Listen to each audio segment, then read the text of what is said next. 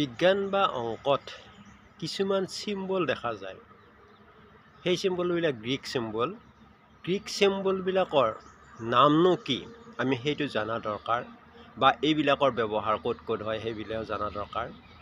মই আজি বিজ্ঞান বা অংকত যিবিলাক গ্ৰীক চিম্বল থাকে সেই চিম্বলবিলাকৰ বিষয়ে জনাম, বা সেইবিলাকৰ নাম কি সেই বিষয়ে জনাম। গতিকে তোমালোকে এই ভিডিঅ'টো ভালদৰে শেষলৈকে চাবা। দ্য গ্ৰীক এলফাবেট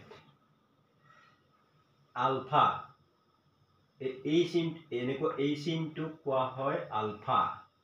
এনেকুৱা এই চিনটোক কোৱা হয় বিটা। এই চিনটোক কোৱা হয় গামা। আৰু এই চিনটো এনেকুৱাকৈ এই চিনটোক কোৱা হয় ডেল্টা। আৰু এই চিনটোক কোৱা হয় এপচিলন। আৰু এনেকৈ এই চিনটোক কোৱা হয় জিটা।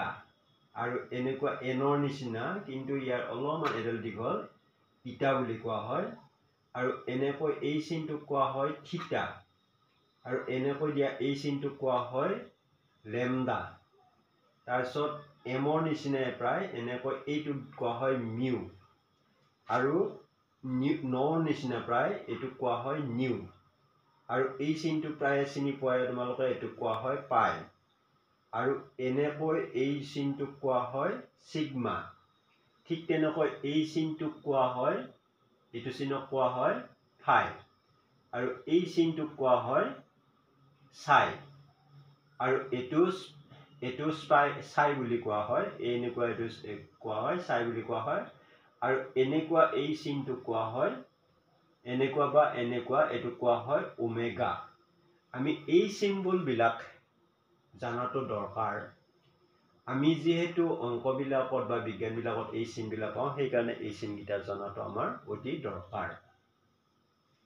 গতিকে মই এই চিম্বলকেইটা দিলোঁ। ইয়াৰ পিছত মই মেথেমেটিকেল কিছুমান আৰু চিম্বল আছে, সেই চিম্বলবিলাক তোমালোকে কিতাপত পোৱা, কিন্তু সেই চিম্বলবিলাকৰ নামবিলাক নাজানা। সেই নামবিলাক মই নেক্সট ভিডিঅ'ত জনাম।